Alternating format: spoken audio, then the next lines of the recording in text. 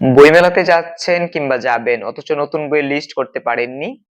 আমি আছি আপনাদের জন্য। আমি আপনাকে এই ভিডিওতে বলবো সেইরকম ১০ টা বইমেলার নতুন বই নিয়ে, যে বইটা আপনার সংগ্রহে রাখা উচিত এবং যে বইটা পড়ে আপনি আমাকে ধন্যবাদ দিবেন।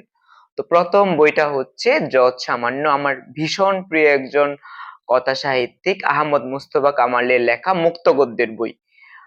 এর আগেও উনার ৩ টা মুক্ত গদ্যের বই বের হয়েছে এবং বইগুলো আমি পড়েছি। বিশেষ করে 'একদিন সবকিছু গল্প হয়ে যায়' বইটা আমার ভীষণ প্রিয়। তো সেই রকমই একটা বই মুক্ত গদ্যের বই 'যৎসামান্য'। এখানে প্রায় ২৮ টা মুক্ত গদ্য রয়েছে। মুক্ত গদ্য মানে কি? মুক্ত গদ্য মানে যেটা প্রবন্ধও না, গল্পও না, উপন্যাসও না, যেটা হচ্ছে মুক্ত। তো এখানে লেখক আমাদের জীবনের, আমাদের সাহিত্যের, তারপর হচ্ছে দর্শনের এমন কিছু বিষয় নিয়ে কথা বলেছেন, যে বিষয়গুলো পড়লে আমরা নিজেদের আবিষ্কার করতে পারবো এবং এই বইটা পড়ে আপনার মধ্যে এমন একটা শান্তির ফিলিংস হবে, যেটার জন্য আপনি এই বইটা কেনার পর নিজেকে সার্থক মনে করবেন। আপনার টাকাটা কিংবা আপনার সময়টা কিংবা আপনার হচ্ছে বইটা কেনার পর মনে হবে এই বইটাকে আপনি বুক শেলফের এমন একটা জায়গায় রাখুন, যে জায়গাটায় রাখলে এই বইটা আপনার চোখের সামনে থাকে এবং বারবার পড়তে ইচ্ছা হবে। এই বইটা আপনারা যেকোনো সময় যেকোনো জায়গায় বসে পড়তে পারবেন এবং অন্যরকম একটা অনুভূতি দিবে। নতুন পাঠক কিংবা পুরাতন পাঠক সকলের জন্য এই বইটা মাস্ট রিড। এই বইটা বের হয়েছে কথা প্রকাশ থেকে। তারপর হচ্ছে আমার ভীষণ প্রিয় একজন কবি পিয়াস মজিদের নতুন প্রকাশিত বই। এইটার হচ্ছে একটা অনুবাদ বই। বাংলা থেকে পিয়াস মজিদের ১০০ টা কবিতা অনুবাদ করা হয়েছে। New normal and other poems নামে এই বইটা বের হয়েছে বেঙ্গল বুকস থেকে। যারা কবিতা পছন্দ করেন তাদের জন্য এই বইটা মাস্ট রিড। তো পিয়াস মজিদের কবিতার ক্ষেত্রে যেটা হয় কি, কবিতার অনেক বাংলা, বিশেষ করে বাংলা কবিতার অনেক শব্দ বুঝতে আমার সমস্যা হয়, কিন্তু যখন আমি এখানে ইংরেজি কবিতাগুলো পড়েছি তখন আমি সেই কবিতাগুলোর ওয়ার্ডের সাথে সহজে কানেক্ট করতে পেরেছি। আমার কাছে মনে হয়েছে বাংলা ভাষার কিছু ওয়ার্ড দুর্বোধ্য, কিন্তু ইংরেজিতে সেটা হয়নি। এই বই থেকে আমি ৫ টা লাইন আপনাদের পড়ে শোনাচ্ছি। In future we even wish to live stream our deaths. In eternity, you will be able to see the number of viewers in the last scene of your life. কি মারাত্মক মারাত্মক সুন্দর কবিতার বইটা এবং প্রোডাকশন কোয়ালিটি মনে হয় যে পেঙ্গুইনের মতো। তো যারা কবিতার বই পছন্দ করেন তারা new normal and other poems বইটা সংগ্রহ করতে পারেন। আমার ভীষণ পছন্দের একটা বিষয় আত্মহত্যা নিয়ে অসাধারণ একটা বই, গবেষণামূলক বই। এখানে আছে আত্মহত্যার ইতিহাস, আত্মহত্যার কারণ, আত্মহত্যার প্রতিকার। প্রথমে লেখক আত্মহত্যার বিস্তারিত ইতিহাস আলোচনা করেছেন, তারপর আত্মহত্যার তাত্ত্বিক মডেল, ৪টা প্রকারভেদ নিয়ে আলোচনা করেছেন, তারপর হচ্ছে যে ডিজিটাল আত্মহত্যা নিয়ে আলোচনা করেছেন। আমি এটা জানতাম না। আমি জানতাম যে ডিজিটাল ডিটক্স হয়, কিন্তু ডিজিটাল আত্মহত্যা ব্যাপারটা এই বই থেকে আমি প্রথম জানলাম। তারপর শেষে এখানে আত্মহত্যার প্রতিকার নিয়ে আলোচনা করা হয়েছে। তো আত্মহত্যা নিয়ে এই বইটা আমাদের কেন পড়া উচিত? কারণ আমরা সবাই ইমোশনালি একটু উইক। আমাদের যাদের নিজেদের মানসিক স্বাস্থ্য নিয়ে কাজ করার প্রয়োজন কিংবা আমরা যারা হতাশায় ভুগছি, বিষণ্ণতায় ভুগছি, তাদের জন্য এই বইটা মাস্ট রিড। এবং এই বইটা পড়লে কি হবে, আপনি আপনার আত্মহত্যা প্রবণ বন্ধুদের কিংবা আপনি নিজেকেও হেল্প করতে পারবেন। তো এই বইটা সবার জন্যই, এই বইটা আমি মনে করি সংগ্রহ করা উচিত। অনেক ভালো একটা বই, যেকোনো পাঠকের জন্য এই বইটা ভালো একটা সংগ্রহ হবে এবার বইমেলায়। এটাও বের হয়েছে কথা প্রকাশ থেকে। তারেক আজিজের ইতিহাস সমৃদ্ধ ইতিহাস নিয়ে বই, আহ অতীত ঢাকার আরো ইতিহাস। গত বইমেলায় ওনার আরেকটা বই বের হয়েছিল অতীত ঢাকার আশ্চর্য ইতিহাস, তারই সিকুয়েল এটা ২ নাম্বার বই। অতীত ঢাকার আরো ইতিহাস, জাদুঘর থেকে জাদুকর। তো এই বইটাতে প্রায় ১২টা গল্প রয়েছে। আমরা ১২টা গল্পকে নিবন্ধ বলতে পারি, ১২টা, যেখানে ১৯ শতকের ঢাকা শহরের বিভিন্ন ইতিহাস এর গল্প বলা হয়েছে। সেখানে আছে বিভিন্ন ইংরেজদের গল্প, তারপর আছে সিনেমা হলের গল্প, প্রথম প্রতিষ্ঠিত জাদুঘরের গল্প, তারপর তখন ঢাকা শহরে ঘুরে বেড়ানো জাদুকরদের গল্প, এমন এমন আরো অসংখ্য প্রায় ১২টা গল্প রয়েছে, ইতিহাসের গল্প। এই বইটা পড়লে আপনারা অতীত ঢাকা সম্পর্কে বিস্তারিত জানতে পারবেন।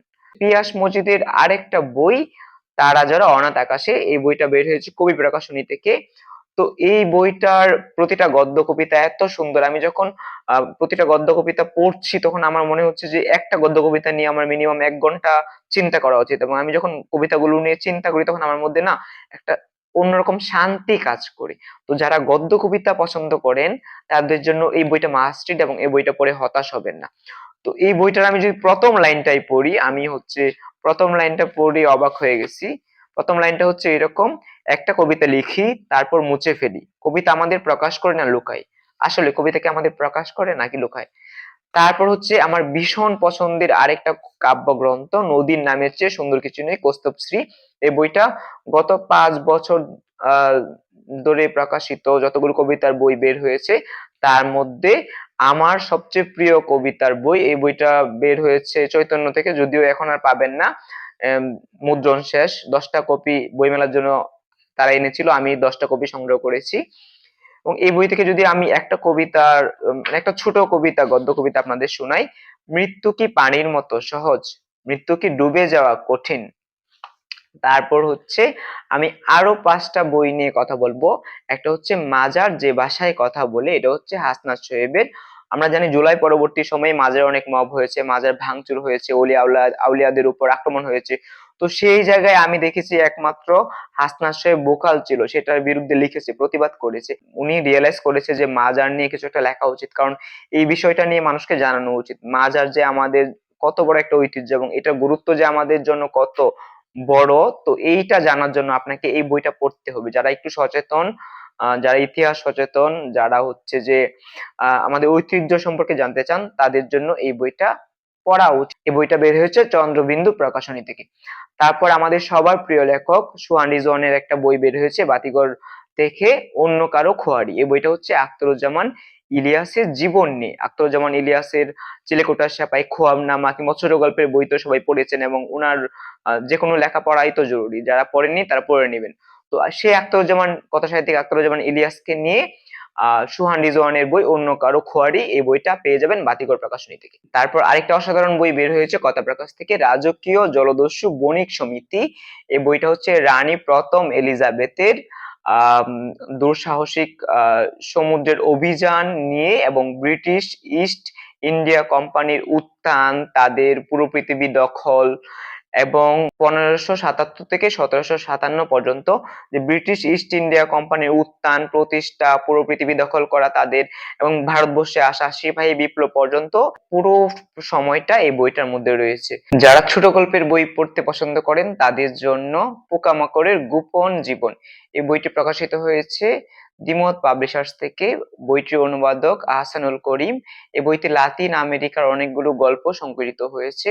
আর্জেন্টিনা, ইকুয়েডর, ব্রাজিল সহ আরো বিভিন্ন লাতিন আমেরিকান কান্ট্রির সমসাময়িক লেখকদের ছোট গল্প সংকলিত হয়েছে। তারপর সর্বশেষ বইটা হচ্ছে রোদের গ্রান আর বাতাসের রং। এই বইটা লিখেছেন জাহাঙ্গীর মোহাম্মদ আরিফ। এই বইটা লেখা হয়েছে ৮০ এবং ৯০ দশকের ঢাকা শহরের ইতিহাস নিয়ে, ঢাকা শহরের বিভিন্ন খুনসুটি নিয়ে, ঢাকা শহরের বিভিন্ন গল্প। তো ৮০ দশকে কিংবা ৯০ দশকে ঢাকা শহর কেমন ছিল, ওই সময় রেডিও ছিল কিন্তু হচ্ছে ডিজিটাল মিডিয়াম ছিল না, তো ওই সময়ের ঢাকা শহরটা কেমন ছিল, সেই ঢাকা শহরটা সম্পর্কে জানার জন্য আপনারা এই বইটা পড়তে পারেন, রোদের গ্রান আর বাতাসের রং। বইটা বের হয়েছে কথা প্রকাশ থেকে। তো এইখানে ১০টা বই নিয়ে কথা বললাম, আশা করি এই ১০টা বই পড়ে আপনারা হতাশ হবেন না, এবং এই বইগুলো আপনাদের সবারই সংগ্রহ করা উচিত। তো সবাই ভালো থাকবেন, দেখা হবে পরবর্তী ভিডিওতে। সবাই বই মেলায় আসুন, বেশি বেশি বই কিনুন, এবং বই মেলা সংক্রান্ত যে কোনো প্রয়োজনে আমাকে কোয়েশ্চেন করুন, আমাকে মেসেজ করুন, আমাকে কল করতে পারেন, আমি বই মেলায় থাকবো। তো দেখা হবে পরবর্তী ভিডিওতে।